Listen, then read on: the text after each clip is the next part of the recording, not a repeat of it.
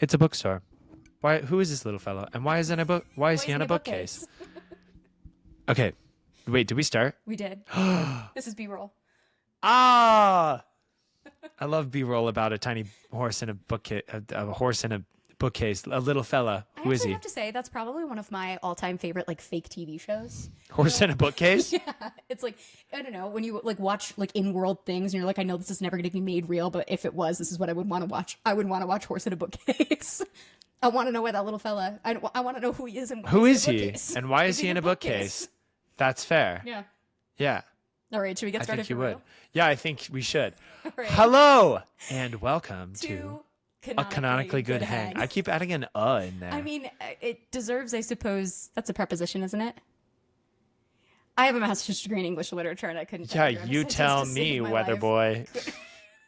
Couldn't be me. Well, okay.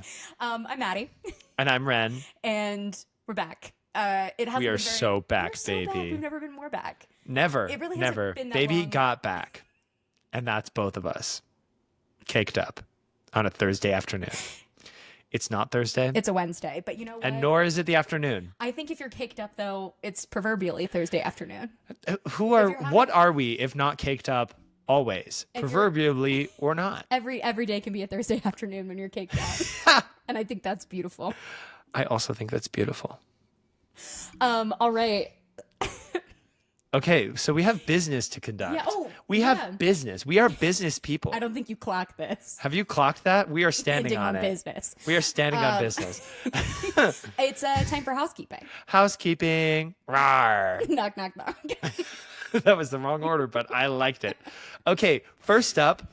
We should probably note that there's going to be a little bit of a change going forward in our housekeeping. Oh, yes. We loved what we did for our second episode of the Red one, where we just read our co-stars. Mostly because we realized that it was very difficult to explain a meme Especially if it was visual. when you couldn't see it. Yeah, this is for you, the fans. Yeah. This is for all you. 4 of you. All 4 of you. We have 4 TikTok followers. You know what? I think we have 9 subscribers on Spotify, though. This is a big deal. Here's the thing. I It's going to know. be really funny to listen back to this once we're rich and famous when we're like, we have 4 followers on TikTok once we go Yeah, viral. exactly. I'm putting it out into the ether like the secret. I love the ether. Yeah, you would. It's my favorite place to be.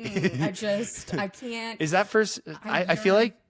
like it's not for screaming into or staring into. No. Which it's for one is simply that? Being. The abyss is for screaming into, I think. Yeah, the void is for staring into, Yeah. and the ether For simply being. is for or non-being.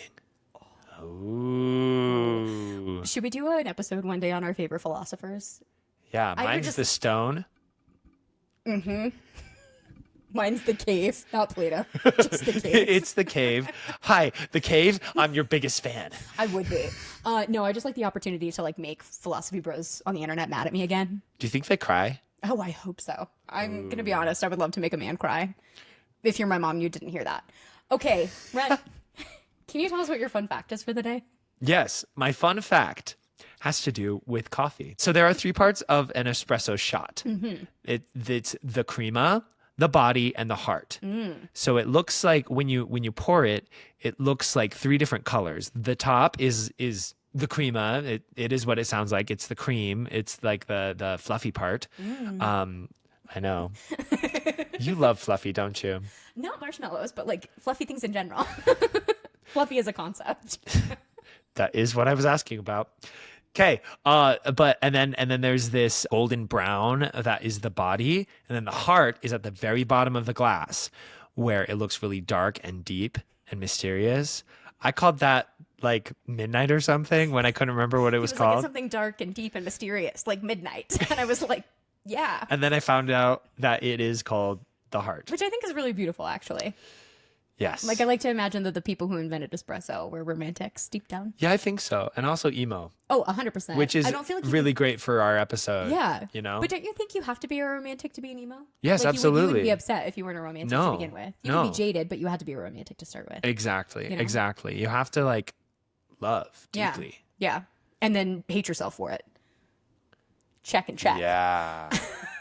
Yeah, and that's philosophy. For That's you. philosophy for you. That's on philosophy. Philosophy bros, argue in the comments. I will not stop talking. That's a guarantee. Okay, what is your fun fact, Madie? Okay. I'm sure you don't have to look it up because you remember it probably. I'm paraphrasing naturally. So first of all, there's a woman on social media. I'm watching her mostly on YouTube Shorts, which says a lot about me, I guess. Just God, in I love general. YouTube Shorts. So do I. But this woman, she loves oysters. She routinely goes to places in London where you can get an oyster for $1, like $1 a piece, and turns to the waiter and was like, "Hi, I'll have 60, please." And it's so funny because the waiter's always like 60. She was like, "Yeah, 60. I'll have 60 oysters." And I Of was like, 60 oysters. it's baller. It's so cool. I want to be her so badly. I don't You know think what? I like I oysters think- enough, but I love I think that there she- are worse role models in this world. I would say yes. Yeah. When they say strong, independent women, I'm thinking about the girl who buys 60 oysters in one sitting. This goes out to you. I hope she's listening. Oh, I hope and so well. too. I hope Please. she's well. Yes, please continue to eat your oysters. I think about you all the time in a way that is aspirational. But this led me to my question of wondering where the phrase "the world is your oyster" came from. Oh. And so I was just thinking about this, and then like an answer from the gods themselves, which I would posit that maybe they are. Hank and John Green answered that very question on their podcast. Wait, that's Dear John and Hank. serendipity. Yeah, I know. Yeah. So luckily for them, in a very old episode of Dear Hank and John, they answered this question of where does the phrase "the world is your oyster" come from? And it comes from a Shakespeare play, The Merry Wives of Windsor. You know what? Likely place for that to come from. But the thing is, the context in which it was given in the play is not at all what we take it to mean now. It was essentially used as a means of, I will rob you by any means necessary. The world is my oyster. You're not going to give me any money. It doesn't matter. I'll shuck you open and steal your gold. Whoa. And now I feel like we take it to mean like, you can do anything you want. But I was like, in that case, who are we? Are we the pearl? Are we the shucker? I feel like we're the shucker. Yeah. Like I feel like that's where we've been But then the world placed. must be very small if it could fit in the palm of your hand. Anyway. All right, our second item of housekeeping. Okay, our favorite Taylor Swift song this week. Mine is Forever and Always Fearless. from Fearless. A classic.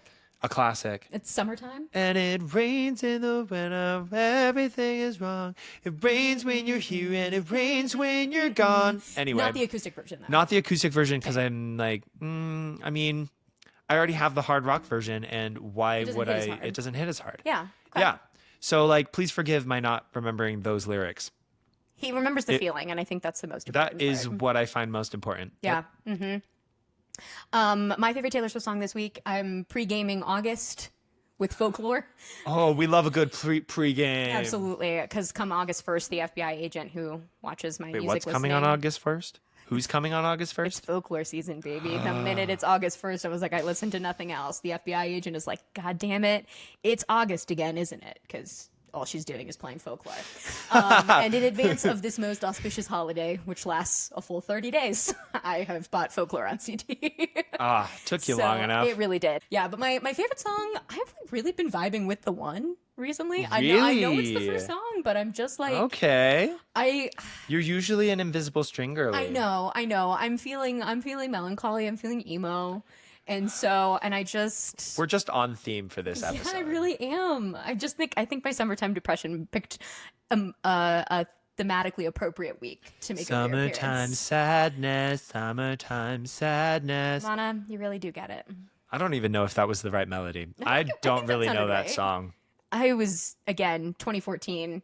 It was a bad year for me, but a good time for that. Sad particular girl song. summer. Hype it up. Sad girl summer all the time when you're on Prozac. All right. I thought Prozac was supposed to like make you not sad. You know what? So did I. I'm going to be so for real.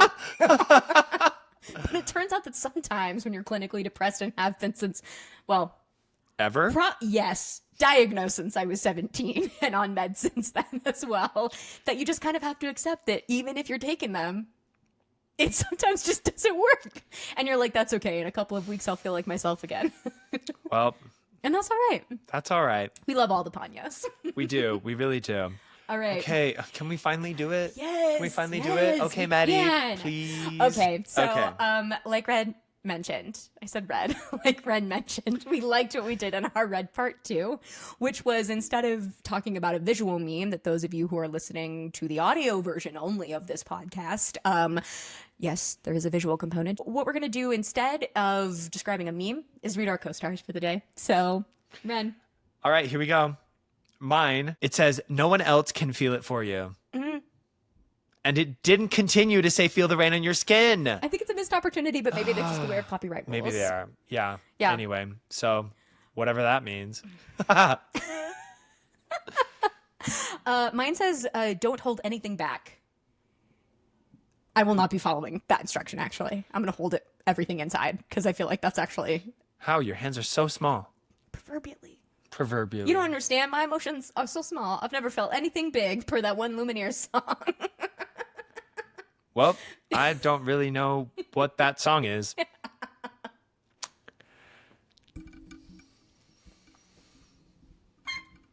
I think it's embarrassing that I admitted that I was... No, I'm not actually. No, it I'm not isn't. Embarrassed. What's the point of this? What is the point of this podcast? It is getting over my shame and embarrassment about the things that I like. Exactly. I will not be doing that anymore. And so I'm going to say it with my full chest. I had a Lumineers phase for the first semester of grad school. I listened to...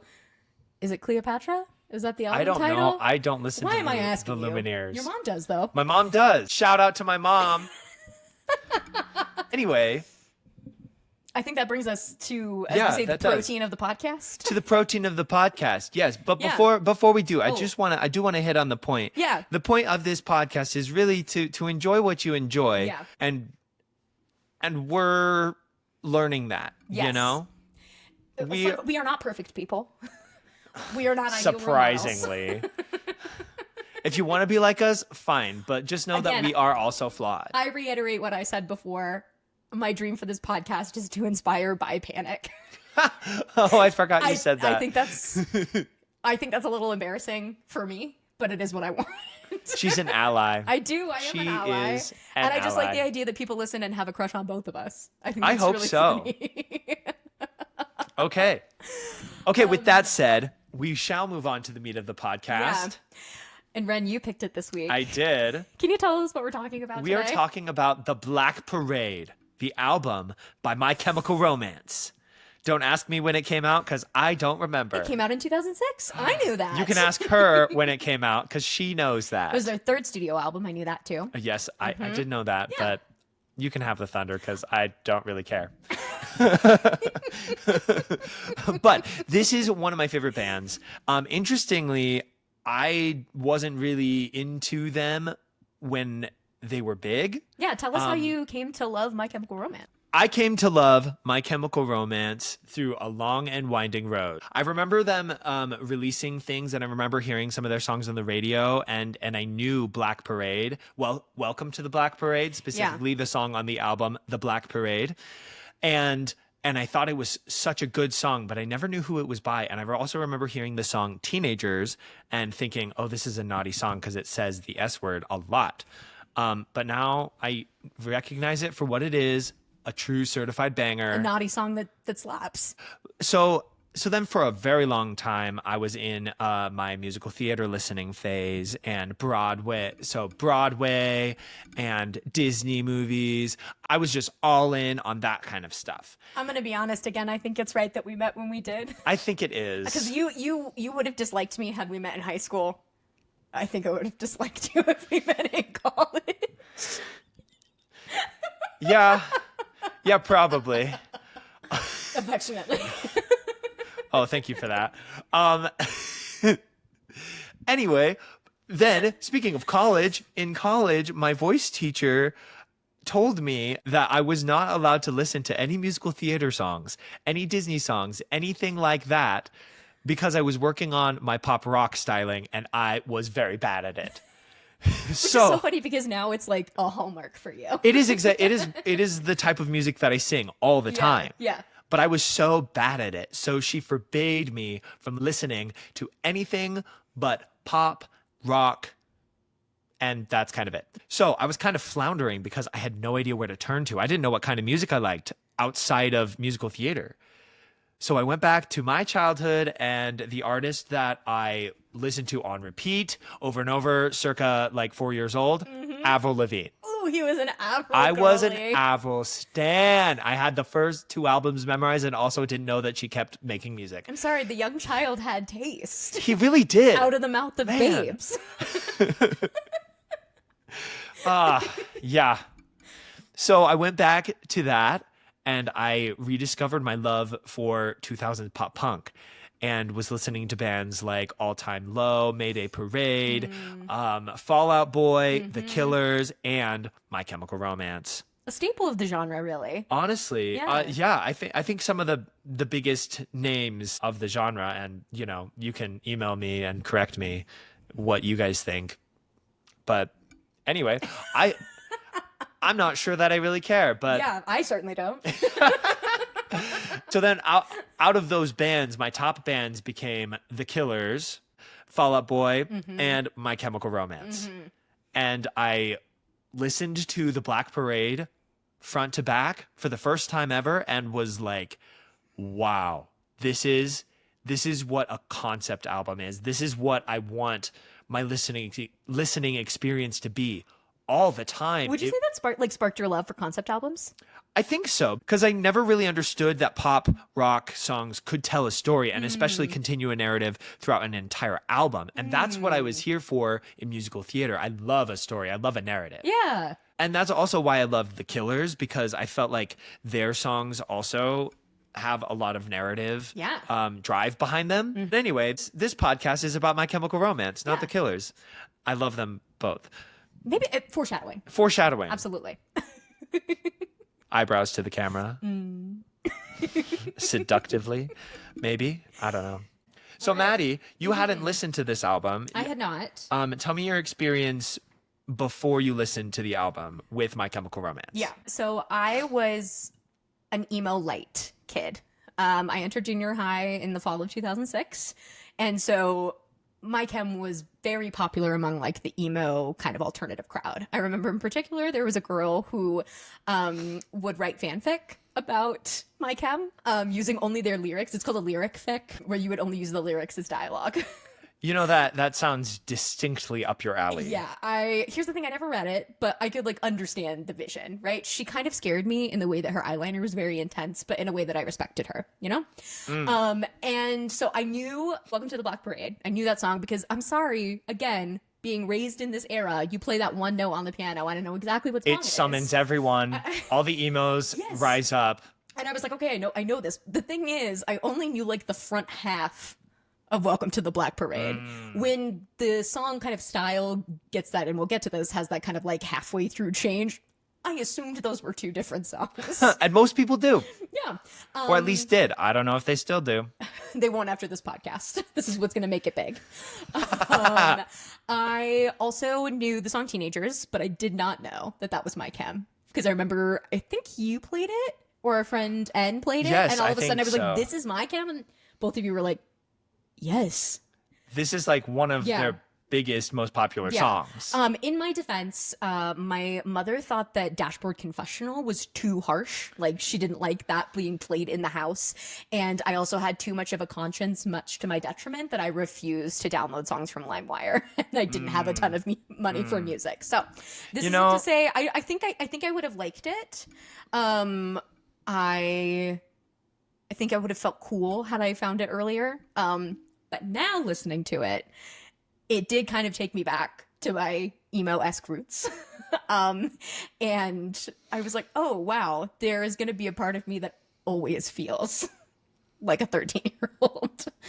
And I think that's for everyone. Yeah, I don't know. So it's been a fun experience to feel reminiscent, even if it was with an experience that I never had. I can still picture what it would have been like had I listened to this at a young age. And now listening to it, I have the the tenderness to look back at my young self and appreciate her for who she was, and also enjoy it now. Yeah. And really, at the end of the day, this is all in preparation because I bought tickets to go see My Chem with you and a bunch of friends. And I was I had never listened to any of their albums all the way through. When I bought the tickets, I was just there for a good time. And now she has. And this is me doing my homework. Okay. Should we talk about the track list? Oh, please. Okay. Please. I took notes. I'm ready. I also did in a stunning turn of events. Yeah. I recorded my thoughts. All right. So this album starts at the end. Oh, it's so good. Oh, it's so good. Yes, you heard it right. Track number 1 is called The End. Yes. So I mentioned this being a concept album. Yeah. The whole theme of this album is death. It's dying. It's songs that explore what happens when you die, what happens leading up to it, the feelings that you and other people have when you're approaching your imminent doom. To me, I envisioned it as like songs from like either side of the veil, but like Yeah. very close to it. Yeah. So you've like, Yeah. it's that transition period and what happens right before and what happens right after. Yes. Yeah. So as we start with the song, The End, you hear a beeping, Yeah. and it's the heart rate monitor. The beep, beep, beep.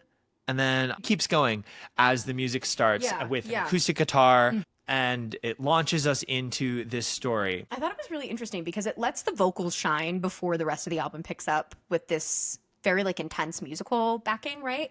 And it also comes in and out of like a harder sound, which I thought was really interesting, which I think also speaks to kind of the album as a whole, is that it's kind of playing with what it means to go in and out of these very deep, intense feelings, or being afraid of death or angry at death, to accepting what it is and what it means for you. Yes. So I think it's like it's a perfect opener. I think it is. It should have been the opener. They did it right. Yeah. Congratulations. Yeah. Well Okay. done. I would like to read a couple lyrics. Please. So the first lyrics, so you have the beeping of the heart rate monitor, and then it comes in with the vocals. Now come one, come all to this tragic affair. Wipe off that makeup, what's in is despair. So throw on the black dress, mix in with a lot. You might wake up and notice you're someone you're not. If you look in the mirror and don't like what you see, you can find out firsthand what it's like to be me. So gather around piggies and kiss this goodbye. I'd encourage your smiles. I'll expect you won't cry. So, like I said, we're talking about a man. I'm saying man because in the music video, The Black Parade, the main character is a man. Yeah, So and he's kind of the character that's carried through the entire narrative. Yes. So we're introduced to this character who's on his deathbed. He's talking about what it's like to die, reflecting on his life. Yeah. And the lyrics are sad and angry. Yeah. Just what I like. And I will admit that for most of my time listening to this, I had no idea what the lyrics really meant. I didn't really pay attention.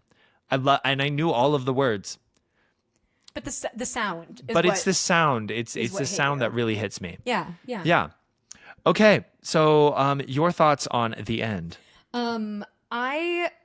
It was interesting because at this point I have yet to listen to all of Three Cheers for Sweet Revenge and Danger Days, but I have listened to Bullets all the way through, which is interesting. Which is their first album. And they start their first album also with an acoustic guitar, which I thought was really interesting because I was like, okay, I'm going to listen to this chronologically before one of our friends was like, do not do that. Don't do that. And I was like, well, too late. But I was like, oh, this is really interesting. And I felt similarly when this started because, again, going into this not really knowing what the track list was, what other songs were included, I only have Teenagers and Welcome to the Black Parade. I'm expecting something that's like harsh, loud, angry, aggressive, and then to all of a sudden be put into this very quiet, very introspective, and very like raw, both emotionally and vocally, like space to start the album experience was really interesting. It caught me off guard, which I think was the point. So I think so. I really liked it. And I think it works even better when it cycles back. If you like, if you're listening to it in a CD player and you can say like, automatically start it again. Again, I think proving that this is not only a concept album, but one that is done like in the round, so to speak. Yeah. I'm wondering, I think it's the right place to start. And I also think because of the way the album is structured, you could start at any point and use it as a beginning. I think you could. Yeah. But I will say that my favorite part of this song, of the beginning, is its transition into the next song. I made that exact same note in all caps, concept baby. As soon as those, because the end is tied directly into song 2, which is called Dead. Yeah, and I was like, oh, we're in it. They did this on purpose. It's meant to be listened to in this particular order. These songs have to go next to each other. Yeah. Transition to me, it replaced the heartbeat monitor with a heartbeat done by a guitar. Yeah, it did. It brought whatever the subject was back to And life. all of a sudden, all of a sudden it was racing. Yeah. It goes da da da da da da da da. Yeah. It's anxious. Yeah. It's, I don't know. It's like I felt like I was stumbling trying to keep up. Yeah, it is. And also, so it comes back in with the driving beat on the guitar Yeah. and the drums, and then you have the solo guitar come in right after Yeah. before the lyrics Yeah. come back in. And it launches into the album and then says, "Hi, this is the story." Yeah.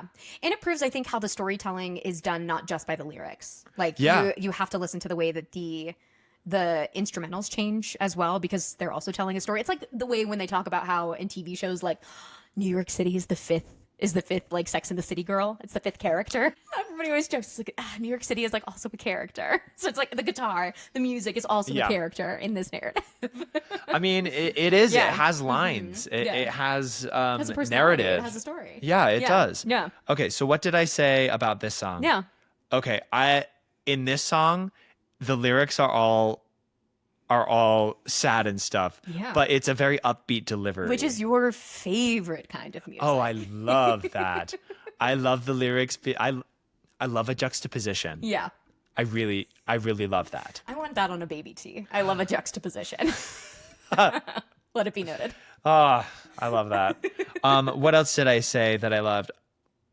Ooh, I did have this song brought up a question for me, which is, what do you do when you find out you're dying? That's a good question. Because the question that this song asks is, when your heart stops beating, did you get what you deserve? Yeah. Yeah. Did you deserve to die, or did you not? Yeah. I don't know. Is death ever something you can earn? I don't know. Yeah. And I don't think that it has to have an answer. No. But I do think it's an interesting question. Yeah, and I think that question is explored in the rest of the album as well. And then the lyric towards the end where it says, if life ain't just a joke, then why are we laughing? It feels like if you know that there's an ending, then there's no point What else to are you dread gonna it. do? I mean, there's What no else are you gonna point do but laugh? to not laugh. Yeah. Yeah. Yeah. So what are your thoughts on this song? I also was very moved by the question of like, did you get what you deserve? Because I was more curious though about like who was asking it. I was like, is this, because I have a tendency, which whenever I am like thinking inside my head, I think to myself, I talk to myself. I rarely think in I statements. And so is this the narrator's like internal monologue asking this question, or is it somebody outside? Which I thought was an interesting question. I don't know if I have an answer. But then the other thing that I was struck by is that I feel like this song is oscillating between kind of all of the stages of grief. And to me, I think it foretells what's happening in the rest of the albums, that while this is a concept album, it will not be linear.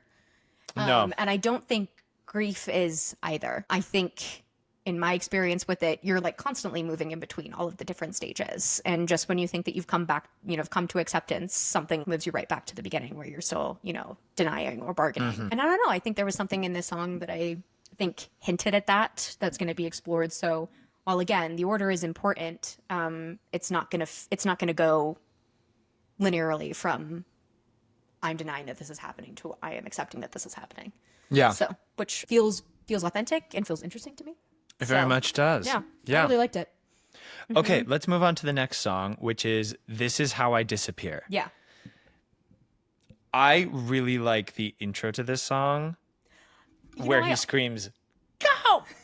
Okay, I also really like the intro to the song, which I wrote in my notes, but for a different reason. oh, why do you like it? Because it reminded me of one of my favorite Dashboard Confessional songs, which is my favorite emo band. But it was just fun. I was like, oh, look at this. That's Parallels. fun. I love that. Yeah. I personally really like the line, good girls go to heaven. I think there's this very interesting theme throughout the whole album about like who gets rewarded after they die. Yeah. And is this person like good girls go to heaven because they're stuck in hell or they're left to be alive? Was kind of the question I had. So My question that I had was, how do you go on without the most important people in your life? That's kind of what I was thinking about in this song. Like, because especially coming after Dead, it seems like this is from somebody else's perspective, thinking about the deceased person, and wondering how they're going to go on, and what life means without their most important person. And I don't know, it's such an interesting feeling because I'm thinking about the times where people close to me have died. And it's this very interesting thing. Like, you sit in their house and you just expect them to like walk around the corner. And you know Yes. they never will. It's like, it's a weird feeling. Yes. And like when things still like smell like them, or they've left, you know, like notes or jewelry out because they had intended to jot something down or put it on later, and all of a sudden like they won't do it again. It's a weird feeling. So Yeah. I think the song kind of speaks to that limbo period where you're like, logically I can understand they're gone, but like the evidence or what it feels like in the house doesn't match that. Yeah. Okay. Next song. This is the first song that I wrote a heart by. This was the first song I put a star by. Oh, I love Solidarity. This song is called The Sharpest Lives. Yeah. And I love this song, and I have no clue what it's about. That is the first song in the album that I was thinking to myself, wow, this is so interesting that this is my favorite album of My Chemical Romance's, and I don't really know what any of the lyrics mean. Okay, can I offer a suggestion Oh, about what I please. think this might mean? Please. And this is in context of a presentation that our friend gave us on My Chem. And Yes. because I have listened to Bullets, I'm thinking about the lyrics in context of a song called Vampires Will Never Hurt You from their first album. Ah, yes. And our friends who gave us kind of a presentation on the lore of My Chem and all of the albums talked a lot about how Gerard Way, the lead singer, writes about his struggles with like addiction and substance abuse in context of vampirism. He sees it as a way of kind of like sucking his life force, but still extending his life. It's like as you know, like I see, maybe yes. like Harry Potter style, like a half-life, a cursed life. You know? Yes. And so I put vampires again with 2 exclamation marks. I think that And- context really helps, Yeah. actually. Because to me, the line, the sharpest lives are the deadliest to lead, I had a question about, because I think to me, you could read it both ways. When somebody talks about like dressing sharp, right? They're put together. Yes. And so I was like, okay, is that like the sharpest lives are the deadliest to lead, the one where you're trying to kind of like white knuckle your way through life without any substance? That's the hardest to lead. Or if you're thinking about the sharpest lives, In the context needles, of bottles, needles, right? yeah. Something. Then that's a I don't know. So I think it could be read both ways. And I don't know. It's this exploration of who is sane, who is insane. Is it the people who are using? Is it because they're so sane that they feel pushed to abuse substances because they see the world for what it is? I don't know. I think I think a lot of these songs are ambiguous in their like one true meaning.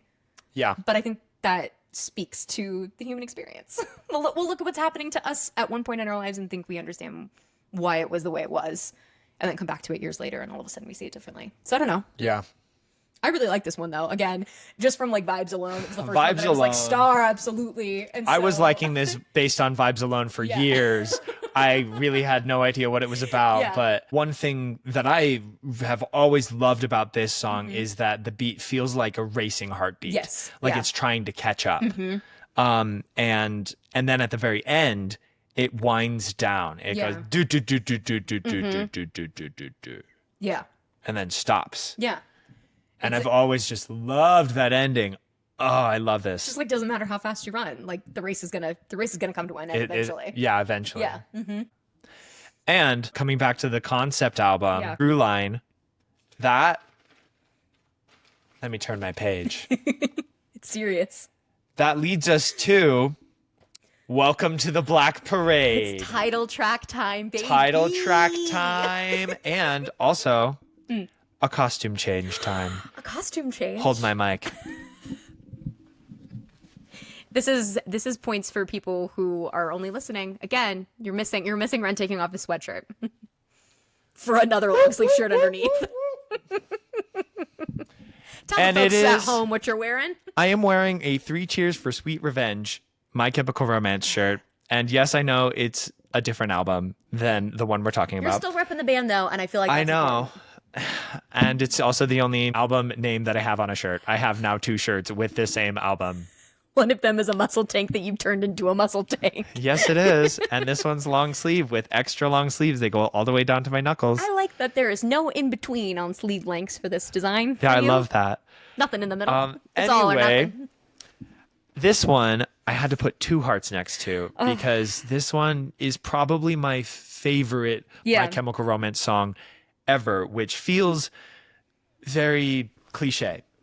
But cliches are cliches for a reason. Yeah, I was absolutely going to say that. And it is objectively a great song. Yes. I don't think it is not to me bad taste to say that this is your favorite song. Like that's kind of ridiculous. I would be so mad if you said that. If you said that it was no. If you said that it was bad taste for this to be my favorite song. Absolutely not. So I'm very glad. No, not bad taste at all. I think that's also what this podcast is good for both of us, is that it's forcing us to get over the fact that we like things that are popular sometimes, and that doesn't make us less interesting or unique or special. And if you think it does, then I guess you can comment down below. Smile. Gritting teeth. Why is this your favorite song out of all of the songs they've ever written? It is. This song feels romantic to me. It feels grandiose. It feels like the scale on this song is huge. Because the first note, the first sound of this song is a single note. It's the 1 note challenge. Exactly. It is impressive to have a song be known to millions of people around the world by a singular note. I think that's pretty cool. Anyway, I don't think that might be the wrong key even, but you could feel it. You could feel. I'm sure for those of you listening, you could feel it in your bones, even if that wasn't the exact note. It's like the pitch, the feeling was right. You knew. It's like the inertia is barreling towards that second note. And then when they come in with the lyrics of, when I was a young boy, my father took me into the city to see a marching band, you just go, what? That makes no sense. And also, weren't we talking about like death? What are we talking about? And then you realize, oh, this is reminiscing. Yes. He said, son, when you grow up, will you be the savior of the broken, the beaten, and the damned? And okay, goddamn, what expectations to set up for your child. Tell me you have daddy issues without telling me you have daddy issues. Exactly. But then he says, because someday I'll leave you to lead you in the summer to join the Black Parade. Mm-hmm. I think I got those lyrics wrong, but oh well. It's the spirit of It's the spirit. Yeah. No need to correct me down below because I can He's doing look it at the himself. lyrics. Yeah, it's fine. He's got this one. Anyway, but then I think about the music video, and the concept of it is, who's there to greet you when you die? Yeah. And so you think, or at least I think, like, wow, what big expectations. Mm-hmm. But then what's there to greet him when he crosses to the other side? It's the Black Parade. Yeah.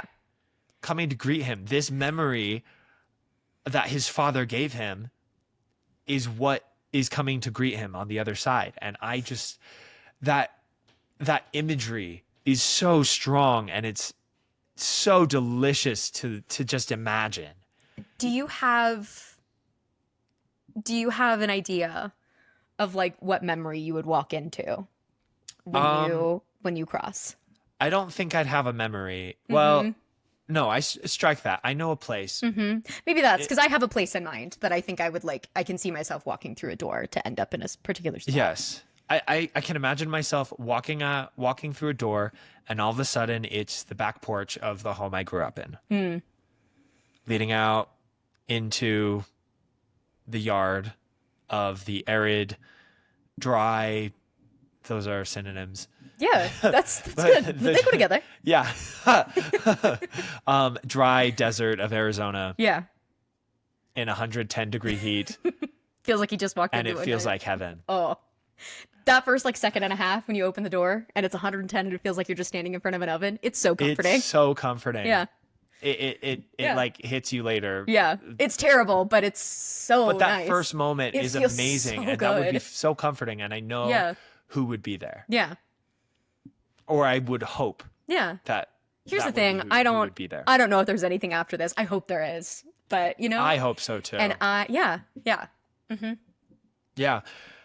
So then it goes, so that's the concept of this song, or at least how I interpret it. Yeah. And that's not even saying anything about the vocals, because the No. vocals in this song are crazy. Yes. There's all this like grit and this rasp and this like scream singing, and I live for that. And it's deeply vulnerable too. I It feel like is. there's something, and I think that's probably why people love emo, love screamo, is because the lyrics themselves are very powerful, but the vocals as well, there is a texture to them that doesn't appear in other It genres. feels raw. Exactly. It's the I think about this book of essays that I read in my undergrad about the voice, about yelling in particular, and there was an actor who talked about how in this essay he wrote about how he knew how to yell professionally. He knew how to do it without damaging his vocal cords. But his house caught on fire at one point, and he let out a scream when this happened, and his voice was never the same. He didn't like train or plan for it. So, and I think what's interesting about this kind of music is that the lyrics, the vocal prowess comes from giving that feeling of this is involuntary while being so good at managing your instrument that you are able to do that without hurting yourself. Yeah. Because the fact that like My Chem is going to go and perform these songs again 20 years later, and like I know their voices are going to sound different, but I was like, this is a massive sing. It's a big sing. And the fact that they're going to do it on tour again 2 decades later because they're still able to do it, like I don't know, I think that's pretty impressive. Yeah.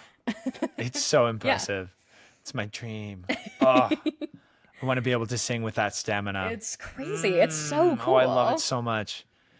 Okay, let me read my notes. Yeah. Okay, so next one is I Don't Love You. Which kind of feels like the first ballad.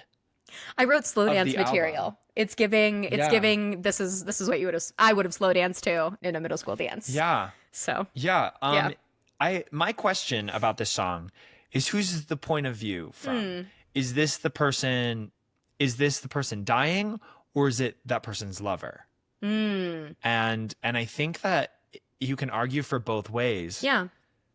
Because to me it feels like a lie the entire time of I don't love you the same as I did yesterday. But the question is, when you go, would you even turn to say, I don't love you like I did yesterday? And to me, that seems like it's a pleading as the person is dying. Like, can you let me go? Make it easier for both of us. Yeah. And say that like it's not going to hurt that badly because we don't love each other the same way anymore. Yeah. Alternatively, I mean, I think it's also interesting to think about it from the other perspective. Yeah. Of oh, I'm dying. Did this change your affections? Because it like does. I know you're lying and you won't say, and you yeah. keep telling me that you love me, but I've seen you change as I've gotten closer to death. Yeah. So can you please just You owe me honesty before we can't accept talk it? anymore. Yeah. Yeah. And I think either way, it's interesting to read it. And I think as I ponder on the lyrics, Yeah. if this episode causes me to actually think about the words instead of just the vibe, we'll find out. I'm curious. Maybe we'll do a follow-up next episode to see did this inspire a scriptural like devotion. Maybe to the we'll lyrics of My Chem? maybe we'll bring this back as a question at the start of every podcast. Have you thought more about the lyrics to My Chemical Romance, The Black Parade? Oh, you haven't? It's part of our housekeeping items. Okay. Do you have any thoughts that you would like to share on this song? Nothing I think more than what you've said. I don't know. It's one I want to slow dance to. It's a slow dance song for me. Yeah.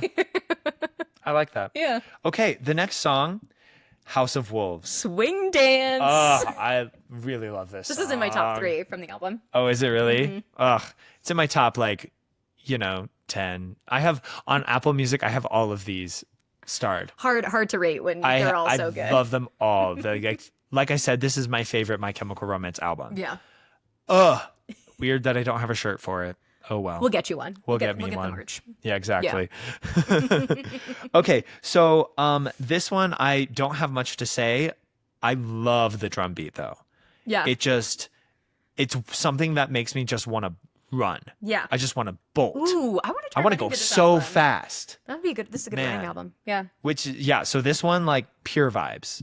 Pure vibes for me. I have to say the lyric "Ring Around the Ambulance" is like such an emo line. It's so good. I was like, this is dramatic. This is diva-esque. It's just She is the moment. she is the moment.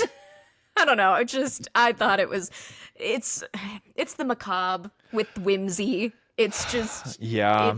I thought it was really great. Just again, this is a purely vibe based love for this particular song. So Okay. top Next 3 for me. song is Cancer. I just wrote damn. That was it. Honestly, this is I think probably the second ballad song on the album. I have a big affinity towards this song. It's completely stripped down. I think it's like the one that doesn't have. It's just piano, I think. And there's not really like a metaphor to this in the sense, I mean, like I think you could read it into it, but it's like the story it tells is straightforward. It's simple. It's easy to understand. If you know somebody who's had cancer, and I think almost everybody does, you know exactly what this is like. Yeah. The first line is turn away, because I'm awful just to see, and all the hairs abandoned all my body. Oh, my agony. Yeah. Oh, my misery. Whatever the one is. I think they say both lines in the song. Yeah. Wherever. But it's interesting. It made me. I had a cousin who's had breast cancer twice. wow. And she and her family ended up living with us for like 6 months when I was in high school. And I remember there was a moment where she was like asking my mom to like help her with something, and my mom remembers like seeing, because she had had half a mastectomy and then radiation because it got back when it came back a second time, it came back into her pectoral muscle. Oh. And so to see like the radiation burns across, and my cousin I don't think was like ashamed of it, but it was a thing that my mom talks about a lot, of like seeing the physical remnants of the cancer on top of, because like we were there to support her both times. We like lived in the same neighborhood, we were very close, but to see even after she had been put into remission, just the like seeing the physical remnants of what had happened to your body. I don't know. It's just, I think this is a very, very, like I said, stripped down, uncompromising, unromanticized view of what cancer is, which it doesn't treat it as like, you know, this is a fight, this is a battle. It's like, no, this is something really bad and scary that's happening to me, and it hurts. And it sucks, and I don't want people to look at me. Yeah, because I don't feel like myself anymore. I don't know. I think it's very honest in that. And I think that's why it's so powerful. Yeah. It doesn't need to be turned into a metaphor. It could stand on its own. Yeah. Which I think makes it hit that much harder. Yeah. Okay. Next song. This is, I think, my number 2 song on this album. Yeah. Mama. And it feels like a carnival. That is macabre AF. Yes. It feels creepy. And it feels whimsical. Do you know what I wrote? This feels like Bohemian Rhapsody's Wario. oh, I love that. Because I kept thinking about the line, man. Like, Mama, just, I killed a man, you know, from Bohemian Rhapsody. Yes. And then the lyrics here being, Mama, we're all going to die. Yeah. I have a question for you about this. So, because the song is the narrator, is the singer telling his mother all these things, right? I think so. You know, we're all going to die. Everything is terrible. Do you think the speaker is telling Mama anything she doesn't know? Yes. Interesting. I don't think that he's telling her that. I think that is the punch that is trying to weaken the resistance to tell the actual message. Which there are lines that, well, mother was the warden to my legs and to my tongue. You should have raised a baby girl. I could have been a better son. I think that the saying, Mama, we're all going to die. Mama, we all go to hell is the shock value to get her defenses down. I don't think that it's that, well, I don't know. Now that I'm talking about it, I think I changed my mind. I think that she does know, but I don't think it's something that she's accepted. Yeah. I don't know. I had this feeling that the narrator had like come to this realization and was like, I have to tell my mom. And I was like, I don't think this is anything she hasn't thought before. Oh. I think, I don't know, most mothers feel like they could have done better because moms are just people. I don't know. I just thought it's I would like to hear the song from the mother's perspective. But I don't know. I really liked Do it. you think she would be a good mom? Here's the thing. I think she in this track, maybe this is me projecting. It's this idea that like I think most moms try to be good moms. Yeah. And they're going to make mistakes. And But I don't do you think this mom tried? I like to think so. Why? I think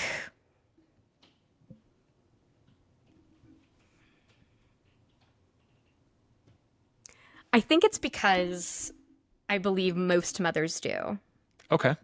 And part of that is because, but also that like not every mother will know how to love their child in the right way. Mm-hmm. I was really struck by the idea, like, there's a lyric. Let me look it up. Hold on. I'm so sorry. You're going to have to do so much in post. No, this one's easy. I might forget that it's there and try to fix things, but it's easy. Let me find it. Oh, sorry, I could have just handed you my phone. No, you're good. Let's see. Okay. So, there's a lyric, I think this is part of the bridge. For what you've done, they're going to find a place for you. And just your mind, your manners when you go. And I don't know. I just think it's really interesting that it was like, I did what I could. It wasn't good enough. They're going to take you away and you deserve it. But while you're going there, please remember what I taught you. I don't know. It feels very mother-esque. It really does. I don't know. Now that you've shown me, I don't think it's a good kind of love. I want to be. I don't. This is not to discount the singer's feeling of like, you wanted a daughter or you wanted somebody that wasn't me. I should have been better because you wanted me to be better, and now I'm going somewhere and you're still disappointed in me. I don't want to discount that, but it does. I feel like this speaks to what it must be like to be a mom. Of you've gotten to a point where I can't help you anymore, and still I hope you remember what I taught you. I think you've changed my mind, and I think I just find I really like your interesting. Yeah, I really like your perspective. Yeah. I don't know. And also like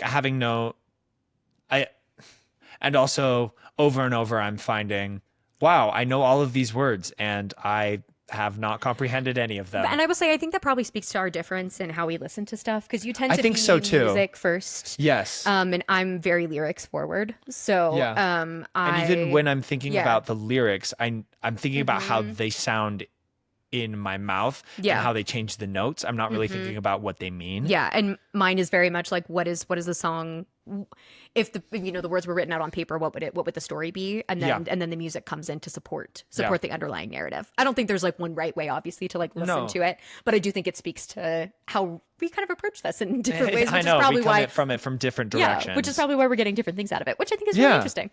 Yeah. Okay. Also, we have to say, this song has Liza Minnelli in it. She's on the track. Liza Minnelli is one of my favorite people.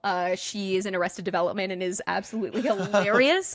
And also one of my favorite Twitter accounts is Liza Minnelli Outlives. So anytime anything dies or ends or goes out of business, that's how they announce it.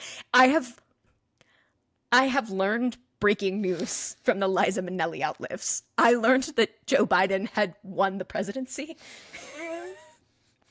because the tweet was Liza Minnelli outlives Donald Trump as president. That aged well. Breaking news. You heard it here first, but I just think that's really funny. Also, I think from what I remember, all of their moms were also credited as vocalists on this. Were they really? I think that's what our friend who gave us the presentation talked about. I could be completely wrong, but kind of in the. I don't remember that, but. Doesn't mean she didn't say it. To bring it back to my girl Taylor Swift, in the way that Marjorie includes recordings from her grandmother singing as an opera singer, I think there's Easter eggs of moms in Mama. Okay, moving on to the next one. Sleep. Can I ask you a personal question? Yeah. Have you ever had a sleep paralysis demon?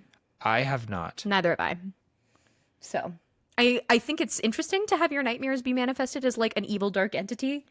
Yeah. Mine just show up in regular places and I'm still very scared. Yeah. Okay. Well, something interesting about this song relating to sleep paralysis demons is actually related to the whole album Yeah. is that the band actually wrote and recorded this album in a haunted house. Yeah.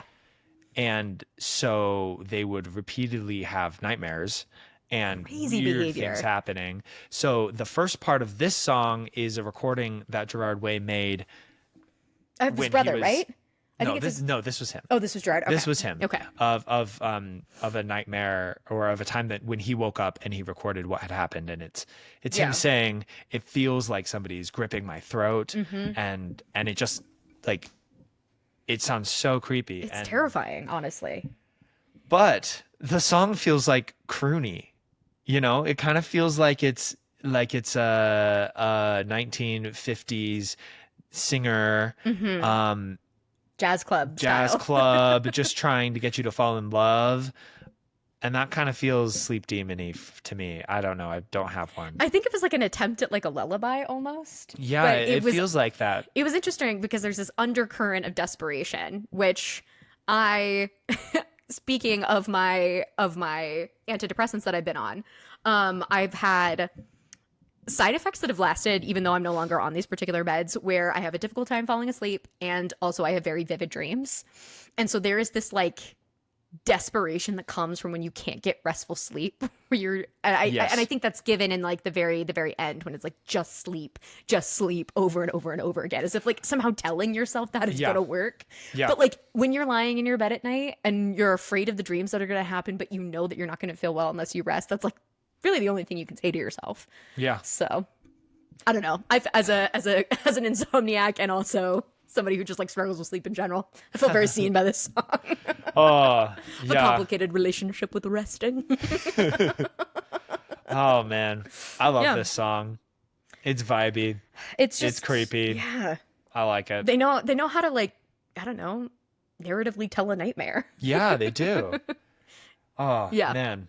Okay, next is the other song of the two that you knew before, and also I knew before. Teenagers. Woo! Teenagers scare the beep out of me. Yeah. I wrote hell yeah for this song. Hell yeah. Hell yeah. Hell yeah. It's a banger. It's It straight up is. is a banger. And it's, I don't know, this is what I say about teenagers all the time, is that it's a very difficult period in your life because you are expected to act like an adult but still treated like a child. Yes. You are not given any of the benefits that come with adulthood, but you're given all the responsibilities and expectations of it. And I think that's really difficult.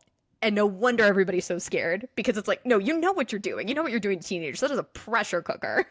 Yeah. Like, of course you should be scared. Yeah. Also, because I remember what it was like to be a teenager, and I was scared all the time. So it's like, you know, I could have snapped at any moment.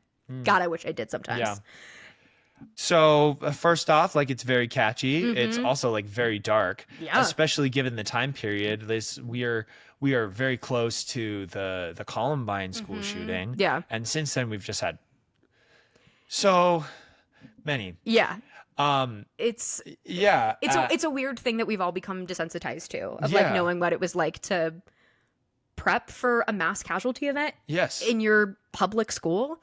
Not something that your parents understood. No. Like, And also then you have this song that's like the lyrics are saying, yes, these this age group is scaring me. yeah. But also you want to sing along. Yeah, exactly. And I think that feels like a metaphor. I don't know, maybe it's not meant to be. Yeah. And I'm just reading into it. But it feels No. like a metaphor of being a teenager, remembering how it was to be in that pressure machine. Yeah. And wanting to be like everybody else, but also kind of hating the stupid adolescent games that they were playing. Yes. It's interesting too to listen to this as an adult, because I'm like at the very tail end of the millennial gen, depending on like who you ask. I could be a cusper with Gen Z. And it's been difficult over the past like 10 or 15 years to have it be re-acknowledged over and over again that the millennial generation will be the first generation in American history that is worse off than their parents were. And so to be, I don't know, singing this song, because in a way a lot of millennials have been forced into kind of perpetual adolescence because we're not reaching the milestones that our parents would have normally, like getting married or buying a house, to like still feel kind of that anger of like, you did this, you like you know, I was young, and people smarter and with more power than me made the world a difficult place to live in, and I'm just left with the fallout. So I don't know. And I mean, also there's something to be said for Gerard Way no longer being a teenager, writing this, thinking back and talking about it, and I don't know, as he's an ally. He's an ally for the teens. yeah. Yeah. I don't know. Once again, we might be on the edge of folly in that I don't really know what the lyrics mean. But I think if anything, I think it's what makes this album such a rich experience, is that it is not like a clear cut, this is exactly what it means, I know exactly what the story is every time. It will change and mutate as certain songs or themes are more important or more prevalent in your life. So then also as you learn more about the band itself. Yeah, absolutely. Because I think learning about the lore has been helpful in appreciating it. And I think that's really cool. It makes it into a living text, so to speak. It's not closed. There's no like one right way to understand it. And what a gift. Which is also really great. And that means that 20 years later, the band can do another tour of their album, of this one album. And have it be an evolution. It's not a repeat. It's not meant to be an imitation. Yeah.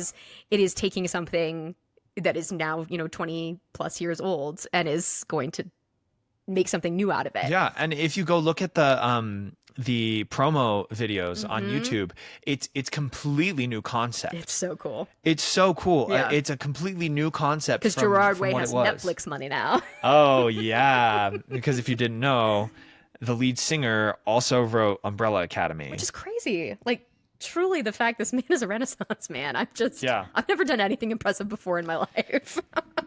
That's not true. You started this podcast. You're right. This is My Chemical Romance. This is My Chemical Romance. We're going to be doing a reunion This is going to be lightning in a bottle. You watch. We're going to sell out Dodger Stadium in 20 years to do a reunion and tour we'll of this just podcast. Be talking. Honestly, that's a flex to be able to sell out Dodger Stadium to just talk. Honestly, putting that on the vision board. Yeah. I love to get paid to talk. It's my favorite thing. Okay, moving on. Next song, Disenchanted. Madie, this is your favorite song on the album, correct? This is my favorite song on the album. Please this one talk got about 2 it. stars. I remember when I told you, because we listened to the album from my first time all the way through together, and I was like, I think Disenchanted was my favorite, and you're like, yeah, it would be. Yeah. It was a read. I love a melancholy song. I do. And I think because this song, it's coming right at the tail end. It's the penultimate song. And it is standing at this like unique precipice of looking back at all the songs that have happened before, knowing that there's still one left. And so you're at this like kind of like teetering edge point. And to me, the whole theme of the song is I remember when I thought it would be different at the same time that I'm having to look at how it is, which to me is a very common experience with grief of really any sort. And also I think fits really well in where it kind of comes into in the flow of the album. And I also think the lyric, like, you're just a sad song with nothing to say, waiting your whole life for a hospital stay. Yeah. It's this realization that I think comes either from a traumatic event or just with age, where you stare down and understand that you will die in a way that doesn't feel inescapable anymore, right? Because I mean, there are still moments where, as Maisie Peters said, like, I feel evergreen, like I'm gonna live forever. There are moments where that happens, and I think that's really beautiful. But as I've gotten older, there's moments where it's like, oh, I know this, I'm gonna die. And it's a fact, and there's nothing I can do to change it. So I don't know. This is my favorite song on the album. It's really good. This is I think to me, this is the only song that feels melancholy. Everything else, like, they feel sad and stuff, but this one feels this is thoughtful. Cavernous. It feel cavernous. It feels like there's I don't know how to explain it. It's a hard feeling, I think, in this song. How would you define melancholy? Melancholy is being in two places at the same time, but not feeling comfortable or complete in either. I really like that definition. Yeah. I mean, at least that's how it feels for me. Okay. So. And that is what what this song feels like to me as well. Almost as if like to me as well, like there's a cave like behind your sternum. That's it. That's the feeling. Okay. To me, it feels like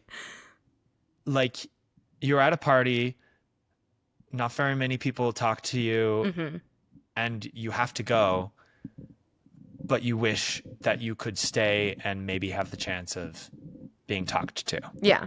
Or participating in conversation in some way. Yeah. Like that's kind of what the feeling of melancholy feels like to me. Yeah. Yeah. I get that. Yeah. And so in that way, Disenchanted to me feels like he's on the threshold of death and is looking back at his life, wishing that he had time to change things, wishing that he had made different choices. Yeah. But also knowing that like no matter what choices he made, it was always going to end up here. It was inevitable. Yeah. Yeah. I'm a Disenchanted fan. I like this song a lot. Disenchanted has 0 fans. Yeah. I'm dead. So. Okay. The last song on this album, my third favorite song, Famous Last Words. Oh, okay. I just have to, the lyric that always sticks out to me is, well, he sings it over and over and over. I'm not afraid to keep on living. I'm not afraid to live this life alone. See, and yeah, mine follows right after that, being awake and unafraid. Because I see you lying next to me with words I thought I'd never say. Awake and unafraid. Yeah. Asleep or dead. Oh. I think to me, this is the question that it's asking is, where do you want to end up? You know? Oh. Explain. It's this idea of, yes, we're all going to die. We're all going to hell. Okay. We're going to take that as fact. What do you want your final stop to be before you end up where everyone else is going? You know? Yeah. That you do have a choice over. Because like it implies an inherent choice of like deciding to stay. So it's like a lot of this album is like, there's nothing I can do, everything is out of my control. But this song is like, yes, and yes, but which I think is really powerful in a concept album all about death and dying. It's like, yeah, a lot of it is out of your control, but you still retain at least a small sense of agency in what you're able to do with yourself and the time that you're given. I love this song, and I think it's a great end to the album as well. And also it fades out to the words, I am not afraid to keep on living. I am not afraid to walk this world alone. Honey, if you stay, you'll be forgiven. Nothing you can say can stop me going home. Yeah. And then that's the end. Yeah. Okay. We are done with the album. I love this album. It is so an emotional good. roller coaster. Please go listen to it. And we get to see it live in a week. I'm so excited. A treat. Okay. So, Madie, which of the tracks would you take out on a date? Okay. We forgot to do this for Red. Okay. I know. This is another thing that we're bringing back. It has to be done. We're picking a track, an element to take on a date. Okay. Yes. Or you could pick a band member. Okay. Whichever. I still think I'm going to pick a track. Okay. Okay. I think personally, I am going to ask out House of Wolves. Ooh, dangerous, daring. Yeah, yes, because I steady heartbeat. Yes. Racing hearts. Yes. Yeah. The swing time carnival feel. The idea that I am angry, angsty, and want to make bad choices. But I love the trope of I can fix him. I know it's not true and it doesn't really work, but I like the idea that, I don't know, I'm not a particularly sweet person, but like, I feel I'm cute. And I feel like House of Wolves, I could give him a good fun time on the town in a way that would make him forget that he's sad. If just for an evening. I love that. Like he would remember like, oh yeah, like life is worth living again. Yeah. Put things into color again. That's the idea. And so my date idea, I think it's a carnival or like a fair date. We share a funnel cake. We ride the Ferris wheel and we kiss at the top. I think he'd love that. I think so too. So, and he dropped me off at home because this is like a big, and he was like, "Oh, this is like a real date. I'm gonna kiss her goodnight." And like in like a 1950s sitcom kind of way. Because like I think he'd be like, I don't normally do this in the concept of like being chased. But he was like, "You're different. You're a special girl. I'll only give you a kiss." He'll change for you. Oh, that's romantic. I should bring this up with my therapist, but yes, I think so too. Yeah, probably. Okay, well, that is My Chemical Romance's The Black Parade. Thank you for joining us on Canonically Good Hang. Ren, what do the listeners and viewers have to look forward to in our episode for next week? You have such a treat in store for you. Because Ren is picking again. My I got 2 with Ren. newest hyperfixation. It just came out. Get ready for, get hyped for, get stoked for K-pop Demon Hunters. Coming to you, not live, but pre-recorded on this podcast site. I'm really excited. I can't wait. Yeah, I can't wait. So join us for a fun-filled discussion and all things K-pop Demon Hunter. All things. It's a good time. God, I love it. In the meantime, when you aren't listening to us, if you miss us, you can follow us on Instagram. You can follow us on TikTok, both at Canonically Good Hang. You can send us an email. I should note, can we pop in a corrections corner really quick here? Oh, yes. We were informed by email that from our first episode, where we indicated that Wonderwall hadn't come out yet in 1999, and you would have written it for Heath Ledger. Yeah. We were informed that Wonderwall came out in 1995. We were. And I think we did mention that in our Red episode. Did we? Okay, thank goodness. If we didn't, then we're doing it again. To our credit, I don't really care. And I'm grateful that somebody did. So here's to wildly inaccurate takes. And that's a guarantee. Guaranteed freshness. I hope not. Horrible takes. No good takes, just sometimes inaccurate. Yeah, things can be good and inaccurate at the same time. I believe that.